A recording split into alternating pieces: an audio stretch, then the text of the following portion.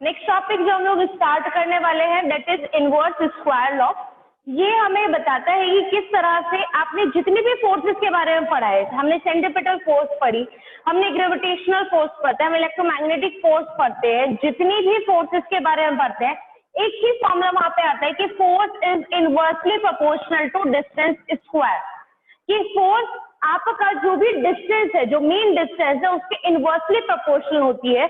और इस स्टेटमेंट का मतलब है कि if the increase the distance then force will be decrease. अगर आप डिस्टेंस को इंक्रीज कर देंगे फोर्स डिक्रीज हो जाएगी, अगर हम डिस्टेंस को डिक्रीज कर देते हैं फोर्स इंक्रीज हो जाती है। तो इनवर्सली प्रोपोर्शनल का ये मतलब होता है। तो यहाँ पे अभी हम डेरिवेशन करने वाले हैं, हम डिराइव करेंगे कि किस तरह से जो हमारे ग्रेविटेशनल फोर्स है, ठीक है, वो किस स्टेटमेंट को वेरीफाई करती है कि डिस्टेंस ऑलवेज जो आपका फोर्स है वो इनवर्सली प्रोपोर्शनल होती है डिस्टेंस स्क्वायर के। ठीक है, तो यहाँ पे हम हेल्प लेते हैं अपना कैप्लर्स प्लैनेटरी मोशन की, जो अभी हम लोगों ने स्टेटमेंट पढ़े थे, उन्हीं स्टेटमेंट के हम यहाँ पे कुछ हेल्प लेंगे इसको ड्राइव करने के लिए। तो हम लोग को यहाँ पे प्रूव करना है। सबसे पहले हम लिख लेते हैं जो चीज हमें प्रूव करनी है। तो we have to prove that is force is inversely proportional to distance square के। ये वाली टर्म हमको प्रूव करनी है। ठीक है, अब हम लेके क्या चलते हैं, हमने सपोज किया कि एक प्लैनेट है जिसका मास है हमारे पास, प्लैनेट का मास हमने बोला कि हमारे पास मास है m, ठीक है, और वो एक सर्कुलर पाथ में रिवॉल्व कर रहा है, वो एक सर्कुलर ऑर्बिट में रिवॉल्व कर रहा है। तो वहां पे उसके ऊपर किस तरह की फोर्स लगनी चाहिए, सेंट्रीपिटल फोर्स लगनी चाहिए। और सेंट्रीपिटल फोर्स का हमको फॉर्मूला पता है, वो होता है आपका F is equal to mv² over r। ये होती है सेंट्रीपिटल फोर्स। अभी बताया कि अगर आपका कोई भी ऑब्जेक्ट है वो सर्कुलर पाथ में रिवॉल्व करता है तो उसके टुवर्ड सेंटर एक फोर्स लगती है और उस फोर्स को बोला जाता है सेंट्रीपिटल फोर्स। हमने बोला उस प्लैनेट का मास है m, उसका जो डिस्टेंस है वो कितना है, जो वो ऑर्बिट में घूम रहा है उसका जो रेडियस है उसका डिस्टेंस है आपका कितना r, और जिस वेलोसिटी के साथ घूम रहा है वो हो गई आपकी v। ठीक है, जिस स्पीड के साथ वो रिवॉल्व कर रहा है वो हो गई v। तो यहाँ से जो हमारा सेंट्रीपिटल फोर्स का फॉर्मूला आता है वो आता है mv² ओवर r। अब एक छोटी सी चीज आपको इस ओवरऑल डेरिवेशन में याद रखनी है। जैसे हम क्या करते हैं कि जब भी हम प्रोपोर्शनलिटी के साइन को हटाते हैं हम एक कांस्टेंट करते हैं, हम यहाँ पे रिवर्स प्रोसेस करते जाएंगे। अभी हम क्या करेंगे, कांस्टेंट को हटाते जाएंगे और वो प्रोपोर्शनलिटी के साइन को लेके जाएंगे, क्योंकि हमें प्रूव क्या करना है, हमें वो प्रोपोर्शनलिटी के साइन के साथ प्रूव करना है कि फोर्स इस पे इस तरह से डिपेंड करती है डिस्टेंस पे। हम यहाँ पे वो एक एक्सप्रेशन नहीं दे रहे, इक्वल टू के टर्म में नहीं दे रहे, हम सिर्फ ये बता रहे हैं कि फोर्स डिस्टेंस के ऊपर इस तरह डिपेंड करती है, इनवर्सली प्रोपोर्शनल होती है। डिस्टेंस बढ़ेगा फोर्स कम हो जाएगी। तो यहाँ पे देखिए हमारी जो स्पीड है वो वेरिएबल है, डिस्टेंस है वो वेरिएबल हो सकता है, बट मास एक ऐसी क्वांटिटी है जो कि कांस्टेंट है। मास कभी भी वेरी नहीं करता है। मास आप कहीं पे भी चले जाओ, किसी भी पॉइंट पे चले जाओ, किसी भी लाइक प्लैनेट पे चले जाओ, किसी भी कोने में चले जाओ, आपका मास कैसा रहेगा, बॉडी का ऑलवेज कांस्टेंट रहेगा। तो यहाँ से मास कैसी क्वांटिटी है, हमारी कांस्टेंट क्वांटिटी है। तो जब भी हम इस कांस्टेंट को हटाएंगे तो वापस क्या लगा देंगे, प्रोपोर्शनलिटी का कांस्टेंट। तो हम यहाँ से बोल सकते हैं कि F प्रोपोर्शनल टू हो जाएगा आपका v² ओवर r। ठीक है, जैसे हम प्रोपोर्शनलिटी का साइन हटाते हैं तो कांस्टेंट ऐड करते हैं, और जब हम क्या करते हैं कांस्टेंट को हटाएंगे तो हम क्या ऐड कर देंगे, उसके अंदर प्रोपोर्शनलिटी का साइन ऐड कर देंगे। तो यहाँ से हमने बोला कि F प्रोपोर्शनल टू आ गया हमारा v² ओवर r। अब हम यहाँ पे सबसे पहले क्या निकालते हैं, हम स्पीड की बात करते हैं। हमने इस एक्सप्रेशन को बोला, ठीक है, 1 बोला। अब यहाँ पे हम अगर स्पीड की बात करें और हम कैसा लेके चले कि ऑर्बिट कैसा है, ये ऑब्जेक्ट सर्कुलर पाथ में रिवॉल्व कर रहा है। ठीक है, तो सर्कुलर पाथ के अंदर हम जानते हैं कि वो v स्पीड के साथ रिवॉल्व कर रहा है। रेडियस कितनी है उसकी r है, टाइम पीरियड कितना है t है। तो अगर यहाँ से आप इसका स्पीड निकालना चाहेंगे तो वो होता है आपका डिस्टेंस अपॉन टाइम। तो डिस्टेंस कितना, जितना उसका सर्कमफ्रेंस है, सर्कमफ्रेंस कितना हो जाएगा 2πr ओवर कितने टाइम में, t टाइम में। तो सर्कुलर पाथ में जो आपकी स्पीड आती है वो होता है 2πr ओवर t। ठीक है, हमारे एक्सप्रेशन में क्या चाहिए था, हमें F proportional to v² over r। v की वैल्यू हमें एलिमिनेट करनी है, क्योंकि हमें प्रूव करना है खाली F प्रोपोर्शनल टू 1/r²। आपको सिर्फ और सिर्फ F चाहिए और R का स्क्वायर चाहिए। तो जो जो एक्स्ट्रा टर्म आ रही है हमारे पास, हम उसे एलिमिनेट कर देंगे।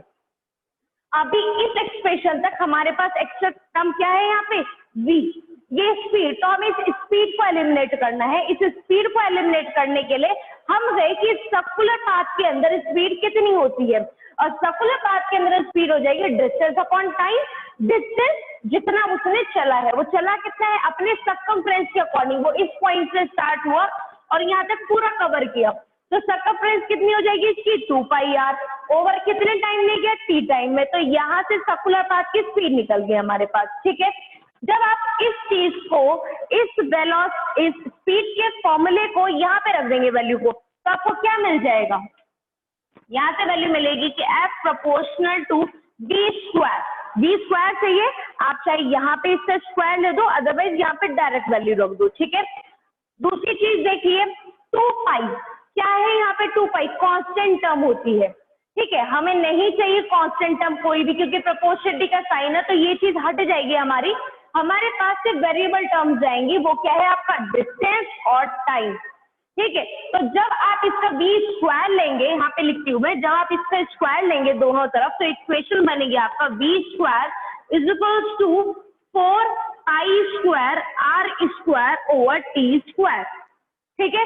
4π² कांस्टेंट है, आप इसे नहीं लेंगे, तो हम इसे खाली क्या लिख देंगे कि v square proportional to r² over t square, और इस सम को यहाँ पे रख दीजिए। जब यहाँ पे रखते हैं तो एक्सप्रेशन हमारा बनता है कि r² ओवर यहाँ पे कितना t स्क्वायर और इनटू में r, ठीक है।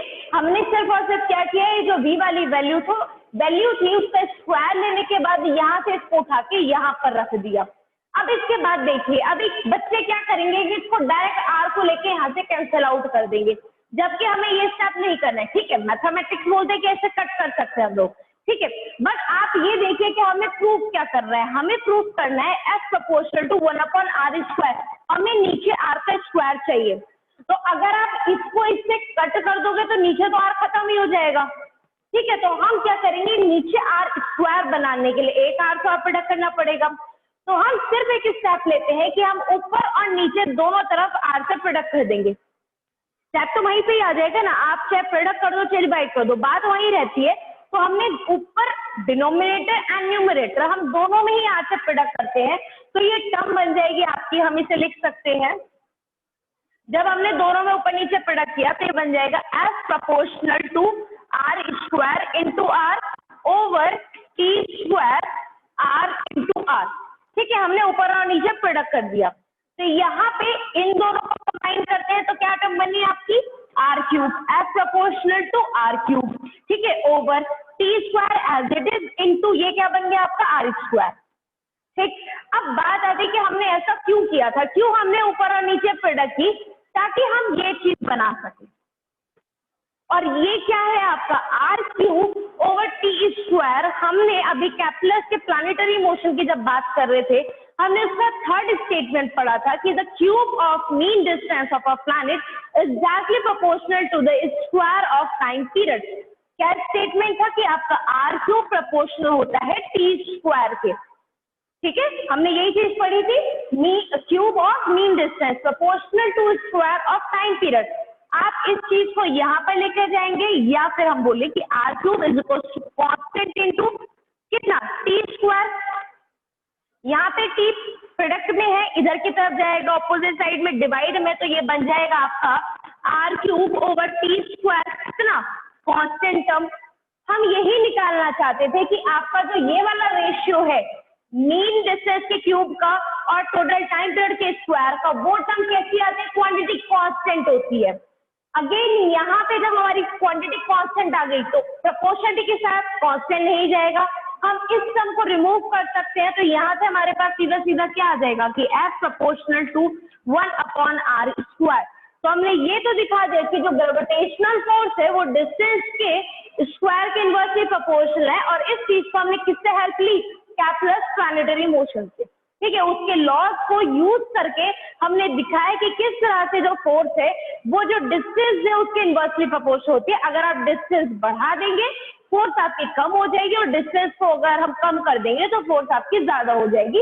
ये होता है इनवर्स स्क्वायर लॉ।